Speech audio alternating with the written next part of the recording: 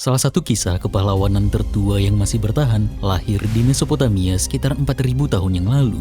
Kisah tentang Gilgamesh, Raja Uruk, manusia yang digambarkan memiliki kekuatan sempurna, tubuh 2/3 dewa, dan kekuasaan yang hampir tidak mengenal batas. Dalam perjalanannya terdapat sebuah kota bertembok raksasa, manusia liar yang berlari bersama kawanan Gazel, persahabatan yang lahir melalui pertarungan, hutan suci yang dijaga monster, dewi yang murka setelah ditolak, banteng surgawi yang diturunkan ke bumi, gunung tempat matahari menghilang, manusia kalajengking, perairan kematian, dan rahasia banjir besar yang pernah memusnahkan dunia. Enkidu, sahabat Gilgamesh, telah terbaring tanpa bergerak. Gilgamesh memanggilnya, tetapi tidak ada jawaban. Gilgamesh menyentuh jantungnya, namun sudah tidak ada lagi detakan. Di hadapannya terbujur manusia yang dahulu mampu berlari bersama kawanan Gazel, menempuh perjalanan menuju hutan cedar, menghadapi Humbaba, dan menjatuhkan banteng surgawi. Sekarang tangan Enkidu tidak dapat menggenggam senjata, dadanya tidak lagi bernafas, tubuhnya mulai kehilangan kehangatan. Gilgamesh masih menolak menyerahkannya untuk dimakamkan. Gilgamesh menjaga jenazah itu seakan-akan kesetiaan dan kesedihannya dapat menahan Enkidu di dunia manusia. Terus-menerus memanggil namanya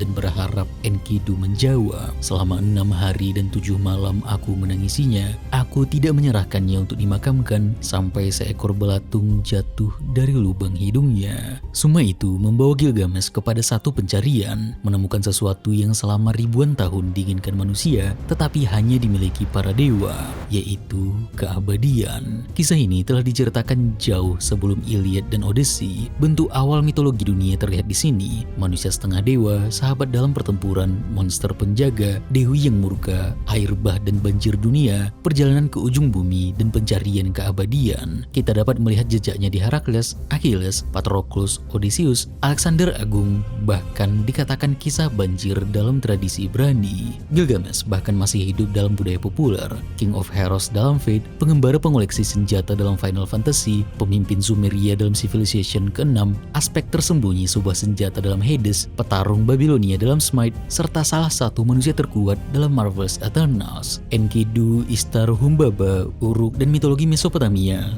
terus dihidupkan kembali di dalam game, anime, komik, film, dan novel modern. Inilah Epic of Gilgamesh, kisah tentang manusia paling kuat di dunia yang akhirnya berhadapan dengan satu kekuatan yang tidak dapat dia taklukkan, satu-satunya perang yang tidak akan dia menangkan, satu-satunya monster yang tidak bisa dia tumbangkan. Dia adalah kematian.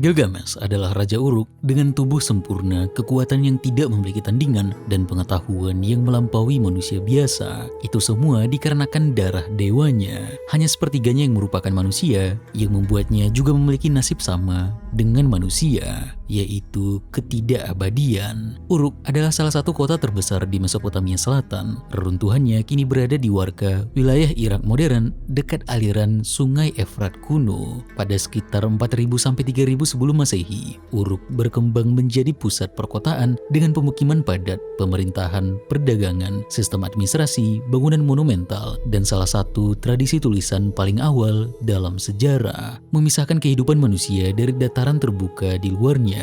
Di dalamnya terdapat rumah, jalan, kebun, peternakan, istana, bengkel pengrajin, dan kawasan suci Eana, pusat pemujaan Inanna, yang kemudian dikenal dalam bahasa Akkadia sebagai Ishtar, dewa matahari. Di pusat kota itulah Gilgamesh memerintah. Daftar Raja Sumeria yang kita tahu menempatkan Gilgamesh sebagai salah satu raja awal dinasti Uruk dan memberinya masa pemerintahan yang legendaris. Kisah-kisah yang berkembang kemudian menjadikan Lugalbanda sebagai ayahnya dan Dewi Ninsun sebagai ibunya. Epos menyebutnya seperti banteng liar yang mengangkat kepala di atas manusia lain. Gilgamesh berjalan di depan sebagai pemimpin dan di belakang sebagai pelindung. Dalam perang, Gilgamesh digambarkan sebagai jaring raksasa raksasa yang menelan musuh. Dalam kekuatan, dia menyerupai gelombang banjir yang sanggup menghancurkan tembok batu. Namun, tidak adanya lawan yang dimiliki membuatnya tidak mengenal batas antara kekuasaan seorang raja dan juga tubuh rakyat yang berada di bawah kekuasaannya. Tidak ada manusia yang dapat menolak permintaannya, memenangkan pertarungan melawannya, atau memaksanya menanggung akibat dari tindakannya. Gilgamesh tidak meninggalkan seorang putra kepada ayahnya. Siang dan malam ia terus bertindak dengan angkuh. Gilgamesh tidak meninggalkan seorang gadis kepada ibunya, putri seorang pejuang, pengantin seorang pemuda. Tidak ada pasukan, tetua atau hukum yang mampu menghentikan Gilgamesh. Penduduk Uruk pun meminta pertolongan para dewa karena raja yang seharusnya melindungi mereka justru menggunakan rakyatnya sendiri tanpa batas. Para dewa kemudian memerintahkan Aruru, dewi pencipta, untuk menciptakan tandingannya. Dari tanah liat dan tenaga Ninurta, dewa peperangan dan perburuan, lahirlah seseorang yang mampu berdiri di hadapan Gilgamesh tanpa menundukkan kepala. Engkaulah Aruru yang menciptakan manusia. Sekarang ciptakan tandingannya. Biarlah ia setara dengan gejolak hatinya. Biarlah mereka saling berhadapan agar Uruk memperoleh kedamaian. Tubuhnya ditutupi rambut, ia tidak mengenakan pakaian, tidak mengenal roti, tidak pernah meminum bir, dan tidak mengetahui hukum kota. Dia hidup bersama para hewan, memakan rumput di antara gazel, serta minum dari aliran yang sama dengan kawanan liar.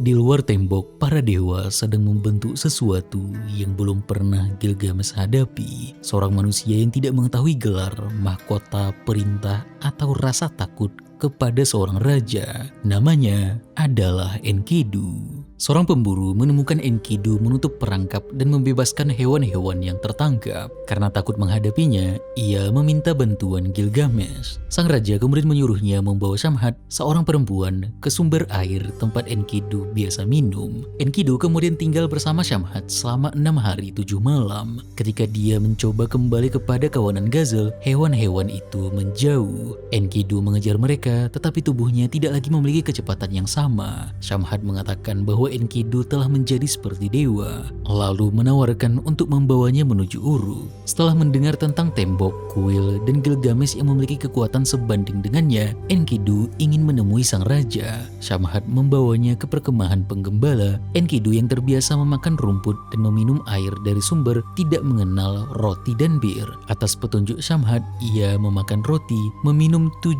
kendi bir, membersihkan tubuh, mengoleskan minyak, dan mengenakan pakaian. Pada malam hari, Enkidu menjaga ternak para penggembala. Singa dan serigala yang sebelumnya hidup bersamanya di alam liar, kini ia lawan untuk melindungi kehidupan manusia. Seorang lelaki yang melewati perkemahan menceritakan bahwa dalam sebuah pernikahan di Uruk, Gilgamesh akan menggunakan kekuasaannya atas pengantin perempuan sebelum suaminya. Mendengar tindakan itu, Enkidu marah dan berangkat menuju Uruk bersama Shamhat. Penduduk segera melihat bahwa kekuatan Enkidu sebanding dengan Gilgamesh. Ketika sang raja mendatangi rumah pengantin, Enkidu berdiri di depan pintu dan menutup jalannya. Untuk pertama kalinya, seseorang menghalangi jalan sang raja. Keduanya segera saling mencengkeram seperti dua banteng liar. Tubuh mereka menghantam tiang pintu hingga bergetar dan dinding rumah berguncang. Tumit mereka menggali tanah, debu naik dari jalan, dan penduduk Uruk berkumpul menyaksikan dua manusia terkuat di dunia saling mengerahkan seluruh tenaga. Untuk pertama kalinya, Gilgamesh mendorong seseorang yang mampu mendorongnya kembali. Gilgamesh memperoleh sedikit keunggulan, lalu Enkidu mengakui bahwa Enlil telah menetapkannya sebagai raja. Gilgamesh melepaskan seseorang yang baru saja menentang kekuasaannya. Enkidu melihat manusia dengan tenaga, keberanian, dan kapasitas yang setara dengannya. Gilgamesh pun menemukan hal yang sama. Enkidu menjadi manusia pertama yang dapat menatapnya dari ketinggian yang sama. Kedua lawan itu akhirnya menjadi sahabat. Pertemuan mereka sebenarnya telah muncul dalam mimpi Gilgamesh. Sebelum Enkidu memasuki Uruk, dia melihat sebuah benda berat jatuh dari langit. Seluruh penduduk berkumpul mengelilinginya. Dalam mimpi berikutnya, dia melihat sebuah kapak tergeletak di jalan. Ibunya, Ninsun, menjelaskan bahwa benda-benda tersebut melambangkan seorang manusia kuat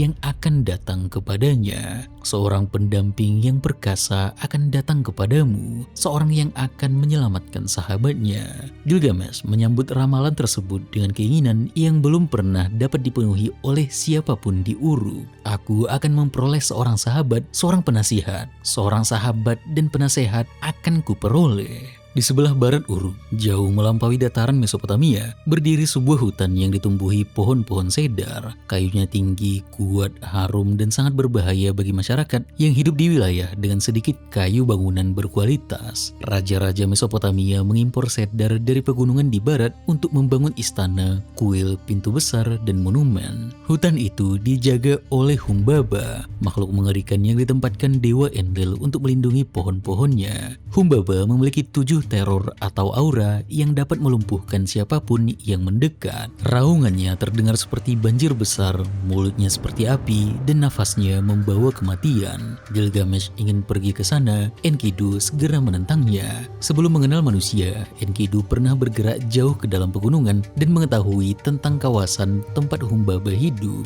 Dia memahami ukuran hutan, kekuatan penjaganya, dan ketakutan yang menyelimuti siapapun yang memasuki wilayah tersebut. Gilgamesh mengetahui bahwa hidup manusia terbatas, tidak ada tubuh yang dapat mencapai langit, dan tidak ada manusia yang dapat menetap selamanya di bawah matahari. Para dewa hidup tanpa akhir, sedangkan hari-hari manusia telah dihitung. Apapun yang dibangun, dimiliki, atau dikerjakan manusia, akhirnya tersapu seperti angin. Jika tubuhnya harus berakhir, namanya dapat dibuat bertahan melalui tindakan yang cukup besar untuk terus diceritakan setelah dirinya tidak ada. Selama orang-orang masih menceritakan bahwa Gilgamesh memasuki hutan cedar dan membunuh penjaga yang ditakuti seluruh negeri, kematian tidak akan sepenuhnya menghapus dirinya.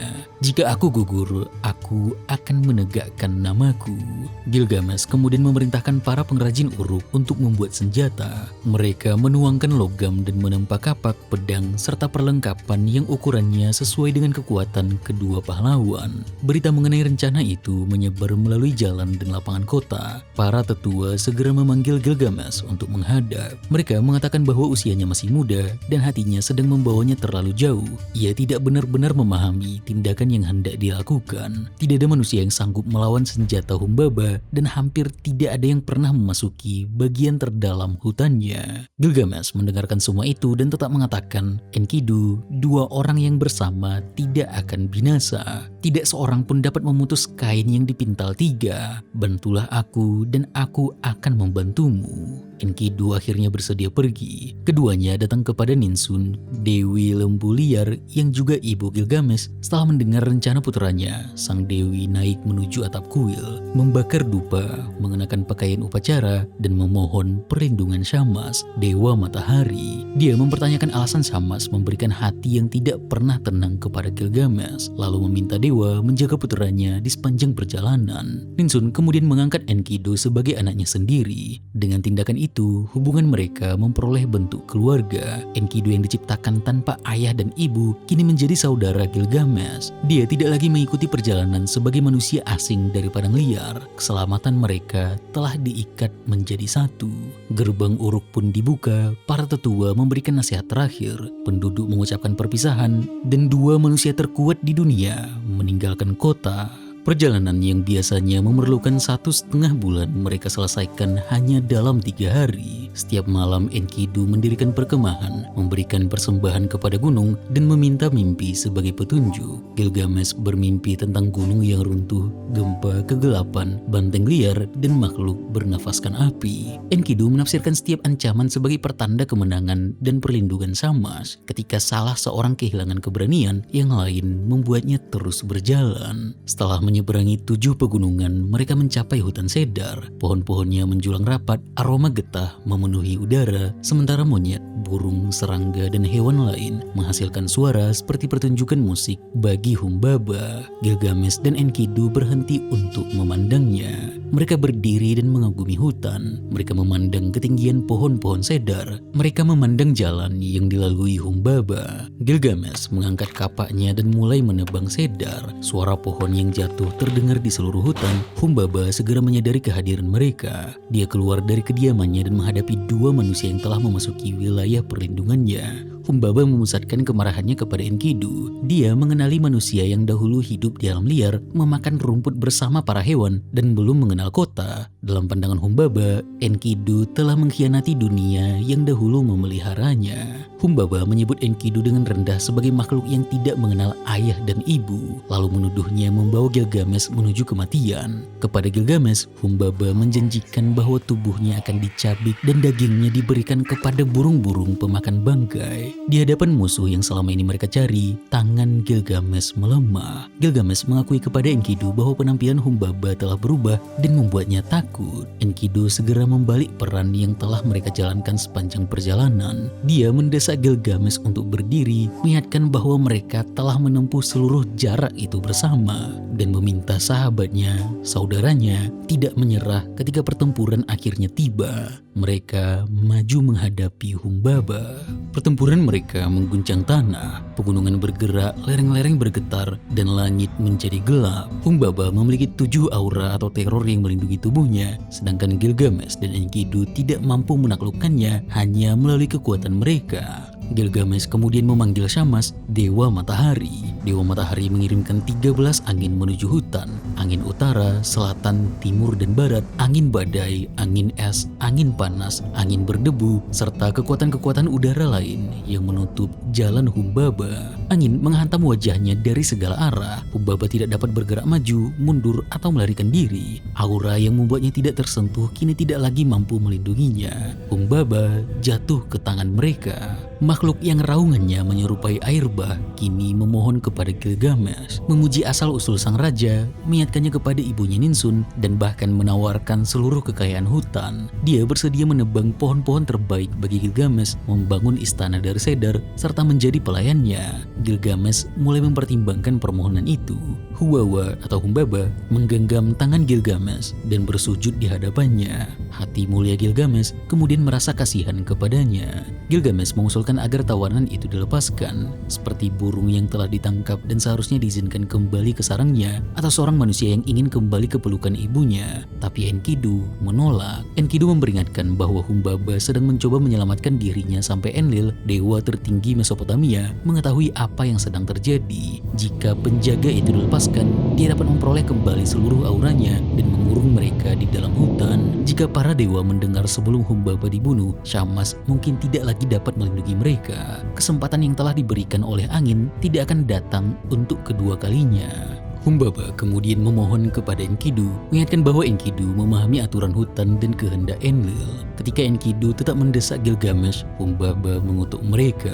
Humbaba meminta agar keduanya tidak memperoleh usia panjang bersama, dan agar Enkidu tidak pernah memiliki kehidupan yang lebih lama daripada Gilgamesh. Gilgamesh mengangkat senjatanya, memukul leher Humbaba. Enkidu ikut menyerang tubuhnya. Setelah pukulan berikutnya, Humbaba jatuh dan hutan dipenuhi keheningan. Mereka memenggal kepalanya untuk dibawa sebagai bukti kemenangan. Gilgamesh akhirnya memperoleh apa yang dicarinya. Dia telah memasuki wilayah yang ditakuti seluruh negeri, menghadapi penjaga yang ditempatkan Enlil, dan keluar sebagai pemenang. Namanya kini dapat dihubungkan dengan sesuatu yang belum pernah dilakukan oleh manusia lain. Namun kemenangan itu juga mengandung pelanggaran yang tidak dapat dihapus. Mereka kemudian memilih salah satu pohon terbesar. Enkidu memotong batang serta cabangnya, kemudian membentuk kayunya menjadi pintu raksasa untuk kuil Enlil di Nippur. Persembahan itu mungkin dimaksudkan sebagai penghormatan kepada dewa pemilik hutan, tetapi kayu tersebut berasal dari penjaga yang baru saja mereka bunuh tanpa izinnya. Sebuah rakit dibangun dari batang-batang cedar. Enkidu mengemudikannya menyusuri sungai Efrat, sementara Gilgamesh membawa kepala Humbaba. Mereka kembali menuju Uruk dengan kayu, kemenangan, dan nama besar yang selama ini dikejar. Penduduk kota akan melihat dua pahlawan yang telah menaklukkan monster.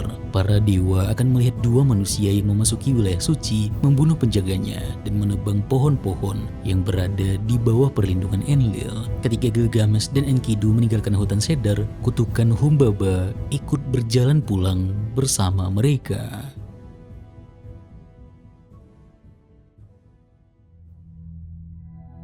Setelah perjalanan panjang, Gilgamesh membersihkan tubuhnya, membasuh rambut yang kusut, merapikan perlengkapannya, lalu mengenakan pakaian kerajaan. Jubah membungkus tubuhnya dan mahkota kembali ditempatkan di kepalanya. Ishtar, Dewi Cinta, melihatnya. Sebagai Dewi Cinta, seksualitas, kesuburan, peperangan, dan kekuasaan kerajaan, Ishtar memiliki kedudukan khusus di Uruk. Kuil Eanna merupakan pusat pemujaannya dan berdiri di jantung kota yang diperintah oleh Gilgamesh. Dalam himne-himne Mesopotamia, dia dapat memberikan kerajaan kepada seorang raja lalu menjatuhkannya dengan kekuatan yang sama. Ishtar menawarkan pernikahan kepada Gilgamesh. Jika Gilgamesh menerimanya, dia menjanjikan kereta dari lapis lazuli dan emas, roda-roda berkilau, kuda-kuda besar, kekayaan, serta kekuasaan yang lebih luas. Para raja dan pangeran akan bersujud di hadapannya. Hasil bumi, kambing, dan ternak akan berlipat ganda. Sebagai pasangan seorang dewi, Gilgamesh akan memperoleh kedudukan yang tidak dapat dicapai melalui kemenangan militer. Gilgamesh menolak. Gilgamesh berdiri di hadapan dewi pelindung kotanya dan menyebutkan nasib para kekasih Ishtar sebelumnya. Dia bertanya mengapa dirinya harus percaya akan diperlakukan secara berbeda. Dumuzi pernah menjadi kekasih Ishtar tetapi akhirnya harus diratapi setiap tahun. Burung alalu dicintainya, lalu sayapnya dipatahkan hingga hanya dapat menangis di hutan. Seekor singa yang sempurna dalam kekuatan dijebak di dalam lubang. Seekor kuda jantan dihukum dengan cambuk, taji, dan perjalanan tanpa akhir. Seorang penggembala yang setiap hari mempersembahkan makanan kepadanya diubah menjadi serigala, lalu diburu oleh anjing-anjingnya sendiri. Isulanu, tukang kebun ayahnya, menolak ajakan Ishtar dan akhirnya diubah menjadi makhluk lemah. Cinta Ishtar baginya tidak memberikan jaminan perlindungan. Setiap hubungan berakhir ketika hasrat sang dewi berubah dan kekasih yang dahulu dipilih menerima bentuk hukuman yang sesuai dengan sifat mereka.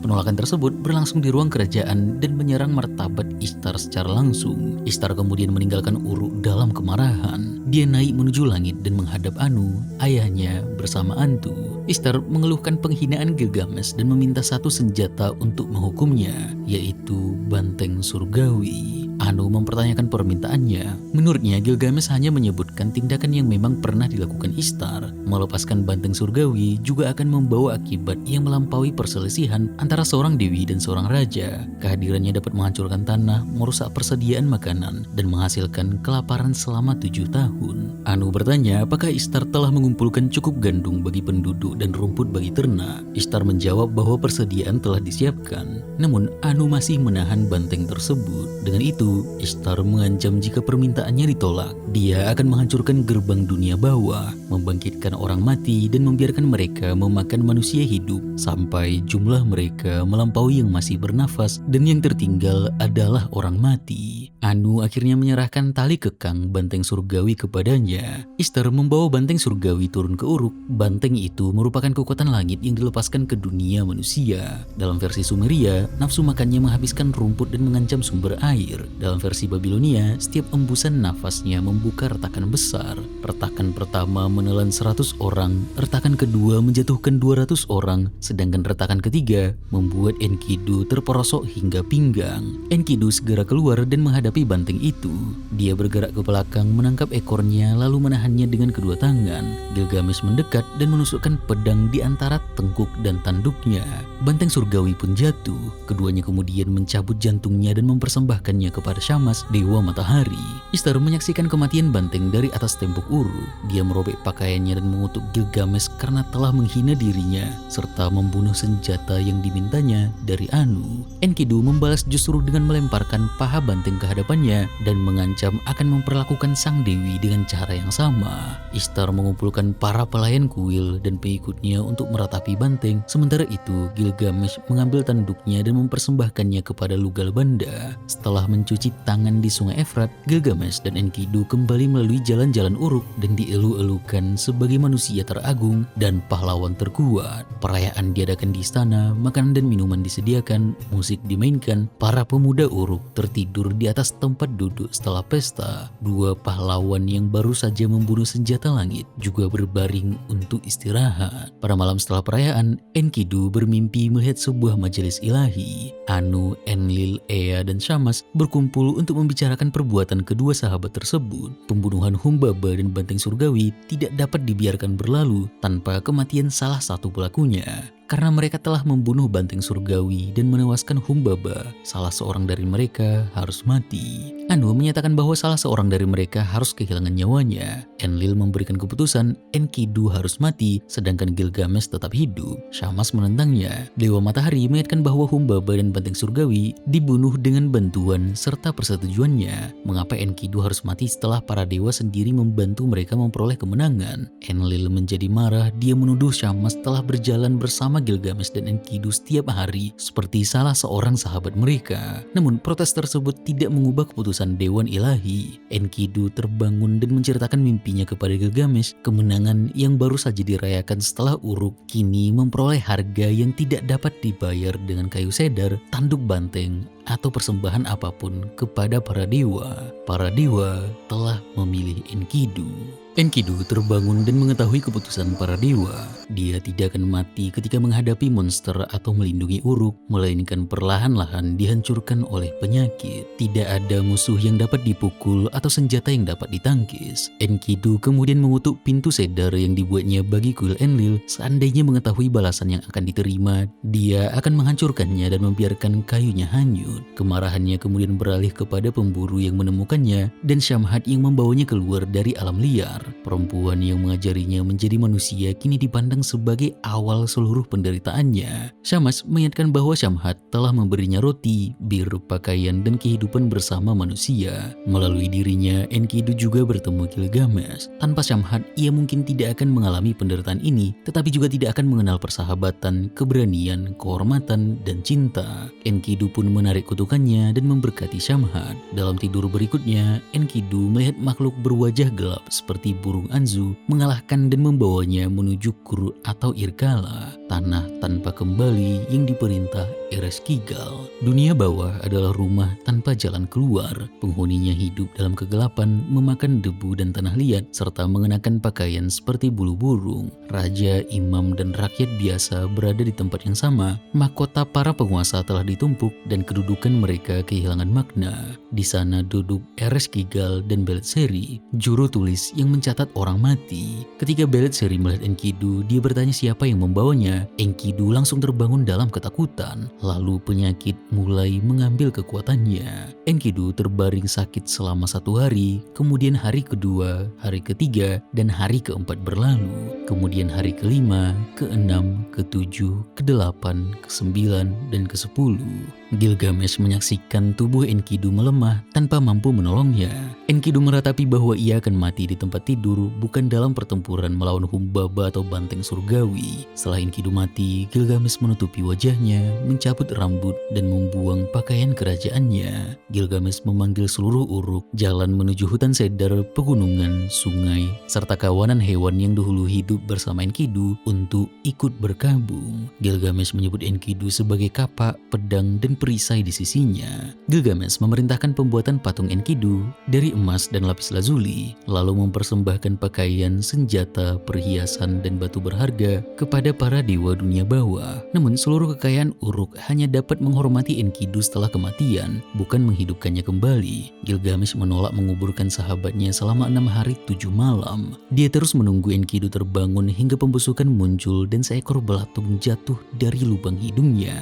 Kematian yang selama ini berada di dalam cerita, doa, dan ancaman kini hadir sebagai daging yang berubah di depan mata Gilgamesh. Selama 6 hari dan 7 malam aku menangisinya. Aku tidak menyerahkannya untuk dimakamkan sampai seekor belatung jatuh dari lubang hidungnya. Gilgamesh akhirnya menyerahkan tubuh Enkidu kepada pemakaman, tetapi ketakutannya tidak ikut dikuburkan. Dia melihat bahwa kekuatan, keberanian, dan nama besar tidak semerta-merta mencegah tubuh sahabatnya kembali menjadi tanah liat. Sahabat yang kucintai telah berubah menjadi tanah liat. Enkidu, sahabat yang kucintai, telah berubah menjadi tanah liat. Sebelum kematian Enkidu, Gilgamesh telah mengetahui bahwa manusia tidak hidup selamanya. Pengetahuan itu sendiri yang mendorongnya mengejar reputasi. Jika tubuhnya harus mati, namanya akan bertahan melalui pembunuhan Humbaba. Sekarang dia mengetahui bahwa sebuah nama tidak dapat bernafas, berbicara, atau mengembalikan manusia yang dicintainya. Kejayaan mungkin membuat orang mati terus disebut, tetapi tidak menghentikan kematian itu sendiri. Gilgamesh tidak lagi puas dengan keabadian melalui cerita.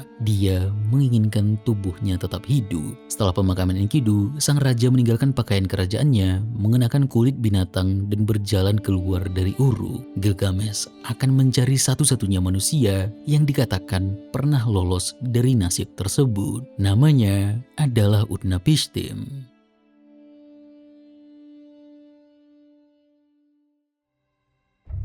Gilgamesh meninggalkan Uruk tanpa pakaian kerajaan, mahkota, atau lambang kekuasaan. Dia mengenakan kulit singa dan membiarkan rambutnya tumbuh panjang. Dalam perjalanannya, dia memburu singa, memakan daging mereka, dan mengenakan kulitnya.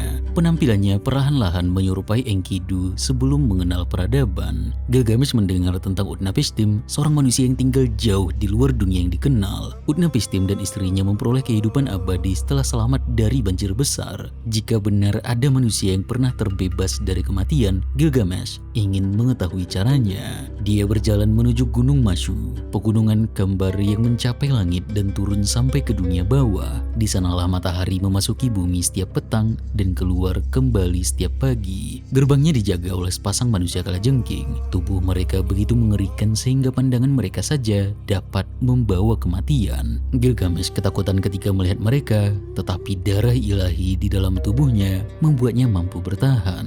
Penjaga kalajengking itu mengenali bahwa Gilgamesh bukan manusia biasa, namun mereka juga melihat kelelahan, kesedihan, dan ketakutan di dalam dirinya. Mereka memperingatkannya bahwa jalan melalui Gunung Mashu belum pernah dilewati manusia. Di balik gerbang terbentang terowongan yang dilalui matahari setiap malam, jalan yang sepenuhnya gelap dan tidak memiliki cahaya. Namun Gilgamesh tetap masuk. Selama 12 jam ganda dia berjalan di dalam kegelapan. Tidak ada cahaya di depan maupun di belakangnya, tidak dapat melihat apapun, bahkan wajah atau tangannya sendiri. Setiap tahap perjalanannya membawanya semakin jauh dari dunia manusia. Ketika hampir mencapai ujung terowongan, cahaya mulai terlihat. Gilgamesh keluar dan menemukan taman para dewa. Pepohonannya tidak menghasilkan buah biasa, batu akik, lapis lazuli, karnelian, dan permata-permata lain menggantung dari cabangnya. Namun keindahan itu tidak menghentikannya. Di tepi laut, dia bertemu Siduri, perempuan penjaga kedai yang tinggal di ujung dunia. Ketika Siduri melihat seseorang berkulit binatang, berwajah letih dan tubuhnya rusak oleh perjalanan, dia mengira Gilgamesh adalah seorang pembunuh atau perampok. Dia menutup pintunya dan bersembunyi. Gilgamesh mengancam akan menghancurkan pintu itu jika Siduri tidak membukanya. Siduri bertanya, mengapa bisa seorang manusia dengan kekuatan dan penampilan seperti dewa terlihat begitu hancur? Gilgamesh menjawab bahwa Enkidu, sahabat yang dicintainya, telah mati. Aku sendiri akan mati, bukankah aku akan menjadi seperti Enkidu? Siduri menjelaskan bahwa jalan menuju Utnapishtim melintasi laut dan perairan kematian. Tidak ada manusia yang dapat menyeberanginya, hanya Shamash, dewa matahari, yang mampu melewati perairan tersebut. Namun masih ada satu kemungkinan, Urshanabi, tukang perahu Utnapishtim, yang berada tidak jauh dari sana. Gilgamesh kemudian menemukan Urshanabi bersama makhluk atau benda misterius yang diperlukan dalam penyeberangan. Mengira makhluk atau benda misterius itu sebagai ancaman, Gilgamesh malah menyerang dan menghancurkannya. Urshanabi mengatakan bahwa benda-benda yang dihancurkan Gilgamesh seharusnya membantu mereka melintasi perairan kematian. Karena benda itu tidak dapat digunakan lagi, Gilgamesh harus pergi ke hutan dan membuat 120 galah panjang sebagai alat transportasi mereka. Mereka berlayar menuju tempat tinggal Utnapishtim. Setiap galah hanya dapat digunakan sekali, sebab tangan manusia tidak boleh menyentuh perairan kematian. Gilgamesh mendorong perahu dengan satu galah, lalu membuangnya dan mengambil galah berikutnya. Setelah seluruh galah habis, dia melepaskan pakaiannya dan membentangkannya sebagai layar. Di seberang lautan, Utnapishtim melihat perahu itu mendekat. Dia menyadari bahwa perlengkapan penyeberangannya telah dihancurkan dan seseorang yang bukan tukang perahunya sedang membantu mengendalikan kapal. Gilgamesh akhirnya berdiri di hadapan satu-satunya manusia yang diyakininya telah mengalahkan kematian. Namun manusia abadi yang dicarinya tidak terlihat seperti seorang pahlawan besar. Utnapishtim tidak lebih tinggi, tidak lebih kuat, atau lebih mengerikan daripada dirinya. dia tampak seperti manusia biasa. Gilgamesh telah menyeberangi pegunungan, kegelapan, taman para dewa dan perairan kematian untuk mencapai satu pertanyaan. Bagaimana Utnapishtim, manusia biasa ini, menjadi abadi, dan dapatkah Gilgamesh memperoleh nasib yang sama? Gilgamesh akhirnya berdiri di hadapan Utnapishtim. Tubuhnya tidak memancarkan cahaya, wajahnya tidak menunjukkan kekuatan ilahi, dan penampilannya tidak menyerupai seseorang yang telah menaklukkan kematian. Gilgamesh pun menuntut penjelasan bagaimana manusia seperti dirinya dapat memasuki pertemuan para dewa dan memperoleh kehidupan abadi. Utnapishtim menjawab dengan menceritakan sebuah rahasia lama. Dahulu dia tinggal di Shuruppak, kota tua di tepi sungai Efrat yang juga menjadi tempat tinggal para dewa. Di sana para dewa agung mengambil keputusan untuk memusnahkan umat manusia dengan sebuah banjir besar. Tidak ada pengadilan bagi manusia, kesempatan untuk membela diri ataupun peringatan terbuka sebelum penghancuran dimulai. Shuruppak, kota yang engkau sendiri kenal, kota yang berdiri di tepi sungai Efrat, kota itu telah tua dan para dewa tinggal di dalamnya. Para dewa agung memutuskan untuk mendatangkan banjir. Keputusan para dewa seharusnya tetap dirahasiakan, namun Ea, dewa kebijaksanaan yang telah bersumpah tidak akan mengungkapkan rencana itu kepada manusia, menemukan cara untuk memperingatkan Utnapishtim tanpa secara langsung melanggar sumpahnya. Wahai orang Shuruppak, putra Ubartutu, bongkarlah rumahmu dan bangunlah sebuah kapal. Tinggalkan kekayaan dan carilah kehidupan, bawalah benih segala makhluk hidup ke dalam kapal. Utnapishtim memanggil para pekerja dan mulai membangun. Anak-anak membawa ter, sementara orang-orang dewasa mengerjakan kayu, minyak, dan perlengkapan kapal. Utnapishtim menyembelih ternak serta menyediakan makanan dan minuman bagi mereka, tetapi ia tidak mengatakan bahwa dunia akan dihancurkan. Kepada penduduk Shuruppak, ia menyampaikan penjelasan yang telah disusun Ea. Enlil membencinya sehingga ia harus meninggalkan kota dan pergi menuju kediaman Ea. Setelah kapal selesai, Utnapishtim membawa ke dalamnya perak, emas, keluarga, kerabat, pekerja, pengrajin, serta benih segala makhluk hidup. Ketika Syammas memberikan tanda bahwa hujan akan segera turun, Utnapishtim memasuki kapal dan menutup pintunya. Pada pagi berikutnya, awan hitam muncul dari cakrawala. Adat menggelegar dari dalam awan, dewa-dewa badai bergerak di depan dan para penghancur melintasi gunung serta daratan. Cahaya berubah menjadi kegelapan, sedangkan banjir menyapu negeri seperti peperangan. Kekuatan badai itu bahkan membuat para dewa ketakutan. Mereka meninggalkan bumi, naik ke langit Anu, lalu meringkuk seperti anjing di dekat dinding. Ishtar menjerit ketika melihat manusia yang dahulu diciptakannya sekarang memenuhi lautan seperti anak-anak ikan. Selama 6 hari dan 7 malam, angin, hujan, dan banjir menghancurkan dunia. Pada hari ke-7, badai akhirnya berhenti, laut menjadi tenang, dan suara manusia telah menghilang. Utnapishtim membuka lubang pada kapal dan cahaya jatuh ke wajahnya. Dia memandang keluar tetapi tidak menemukan kota, ladang, rumah, ataupun manusia. Aku memandang cuaca, keheningan telah tercipta. Seluruh umat manusia telah berubah menjadi tanah liat. Kapal itu akhirnya berhenti di Gunung Nimus yang menahannya selama 6 hari. Pada hari ke-7, Utnapishtim melepaskan seekor merpati, tetapi burung itu kembali karena tidak menemukan tempat untuk hinggap. Dia kemudian melepaskan burung layang-layang yang juga kembali. Terakhir, ia melepaskan seekor gagak. Burung itu menemukan bahwa air telah surut, kemudian makan, terbang berputar-putar, dan tidak kembali. Utnapishtim membuka kapal dan membebaskan seluruh penghuninya. Di puncak gunung, dia memberikan persembahan, menuangkan dupa, dan menempatkan kayu aromatik di bawah wadah persembahan. Ketika mencium aromanya, para dewa mengerumuni persembahan tersebut. Mereka membutuhkan kurban manusia yang baru saja mereka musnahkan. Enlil kemudian datang dan murka karena mengetahui ada manusia yang selamat. Menurutnya, tidak seorang pun seharusnya lolos dari kehancuran itu.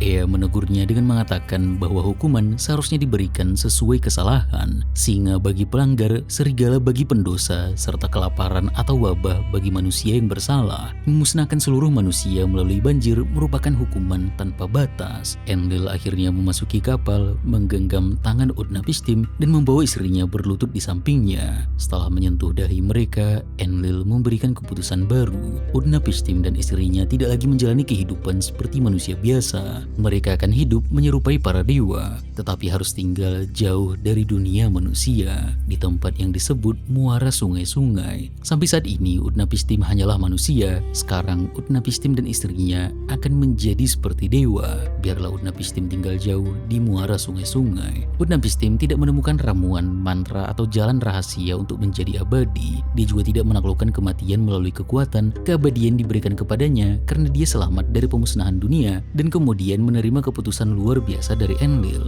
Keabadiannya merupakan pengecualian yang lahir dari satu peristiwa besar dan tidak dapat diulangi. Kisah banjir menghancurkan harapan pertama Gilgamesh. Utnapishtim tidak memiliki metode yang dapat diajarkan atau rahasia yang dapat direbut. Utnapishtim kemudian memberi Gilgamesh sebuah ujian yang tampak jauh lebih sederhana. Jika Gilgamesh benar-benar mampu menaklukkan kematian, dia harus terlebih dahulu menghadapi bentuk kematian yang datang kepada setiap manusia setiap malam, yaitu tidur.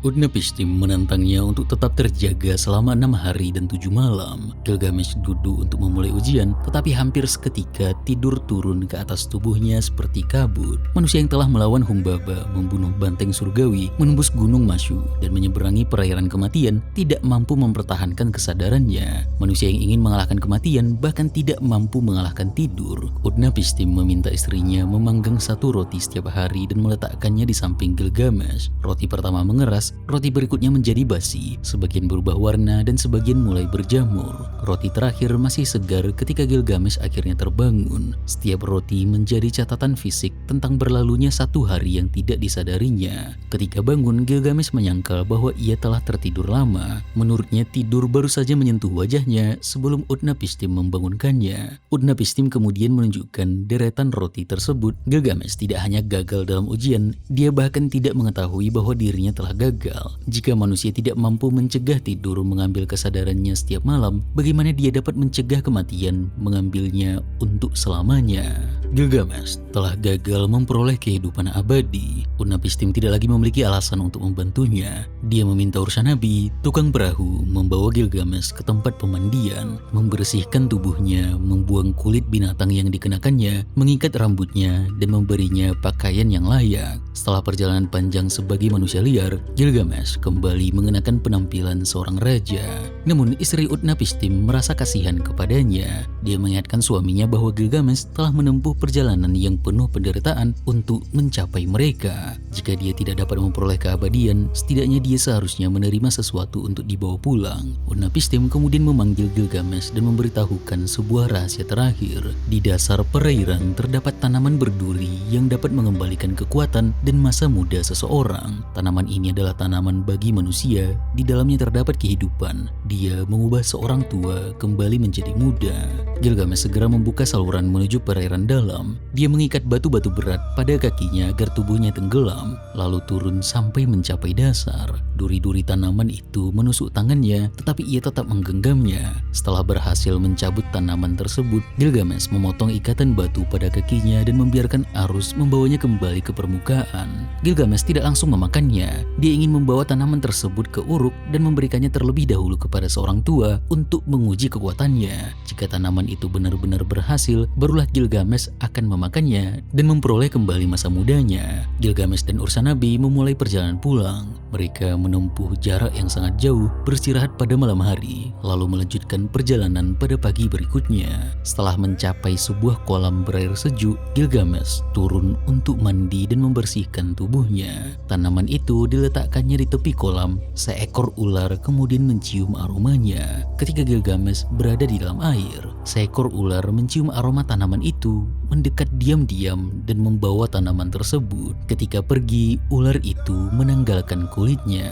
Gilgamesh hanya dapat menyaksikannya. Ular memperoleh pembaruan yang selama ini dicari manusia, sedangkan Gilgamesh tetap berada dalam tubuh yang akan menua dan mati. Gilgamesh tidak dapat mengejar tanaman ke dasar perairan sekali lagi karena Utnapishtim telah memberitahukan rahasianya hanya satu kali. Dia juga tidak dapat melawan ular untuk mengembalikan sesuatu yang telah dimakan. Seluruh kekuatan yang pernah merobohkan Humbaba dan banteng surgawi tidak berguna di hadapan sebuah peristiwa kecil yang terjadi ketika ia sedang mandi. Gilgamesh duduk dan menangis. Dia bertanya kepada Ursanabi untuk siapa tangannya telah bekerja dan untuk siapa darah di dalam tubuhnya telah dicurahkan. Dia telah meninggalkan Uruk, berjalan melewati ujung dunia, menembus kegelapan gunung Mashu, menyeberangi perairan kematian dan mencapai manusia yang selamat dari banjir. Namun ia tidak memperoleh manfaat dari seluruh penderitaan itu.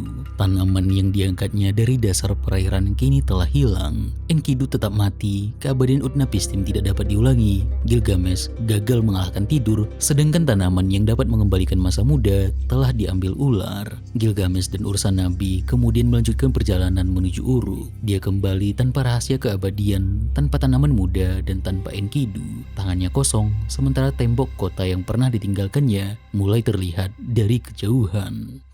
Cerita bergerak melintasi hutan cedar, gunung Mashu, taman para dewa, perairan kematian, dan tempat tinggal manusia abadi, tetapi akhirnya kembali kepada kota manusia. Secara fisik, Gilgamesh kembali ke tempat yang sama, namun manusia yang memasuki Uruk bukan lagi raja yang meninggalkannya. Dahulu ia memandang kota sebagai wilayah kekuasaannya, penduduknya digunakan untuk memenuhi kehendaknya, sedangkan temboknya menjadi tanda kebesaran sang raja. Setelah kembali, dia melihat Uruk sebagai hasil kerja manusia yang lebih besar daripada satu penguasa. Tembok itu tidak berdiri karena kekuatan Gilgamesh seorang diri. Tanah liatnya dibentuk, dibakar, diangkat, dan disusun oleh banyak tangan. Fondasinya diletakkan oleh generasi sebelum dirinya, sementara bangunannya akan digunakan oleh manusia yang lahir setelah ia mati. Gilgamesh akhirnya menemukan sesuatu yang tidak bergantung pada tubuh seorang pahlawan. Ia membangun tembok Uruk, sang kandang domba, dan tembok Eana yang suci. Uruk sekarang memiliki arti yang berbeda.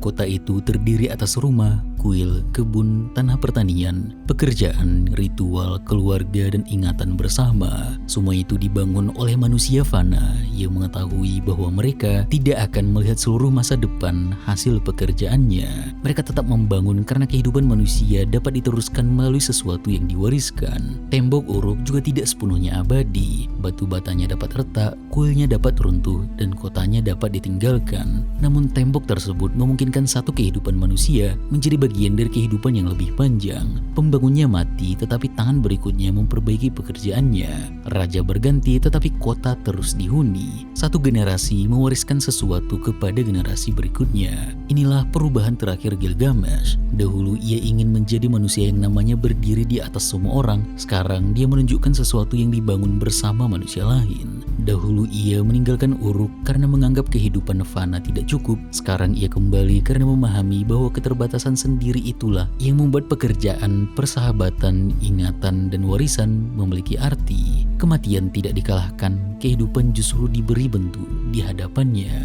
Gilgamesh gagal memperoleh kehidupan abadi, tetapi kisahnya tetap bertahan. Setelah menghilang bersama bahasa Akkadia dan tulisan kuniform, epos tersebut ditemukan kembali dalam reruntuhan perpustakaan Asurbanipal di Nineveh. Versi Babilonia lama menyebut Gilgamesh Sutur Elisari, dia yang melampaui semua raja. Versi Babilonia standar kemudian membukanya dengan Sanakba Imuru, dia yang melihat kedalaman. Kisah tentang raja terkuat akhirnya diwariskan sebagai kisah tentang manusia yang telah melihat penderitaan dan batas kehidupan. Ketika tablet-tabletnya kembali dibaca, Gilgamesh memperoleh keabadian yang dahulu tidak dapat ditemukannya. Gilgamesh menjadi abadi karena manusia terus menyalin, menemukan, menerjemahkan, dan menceritakan kembali kisahnya, persis seperti yang sedang kita lakukan sekarang. Terima kasih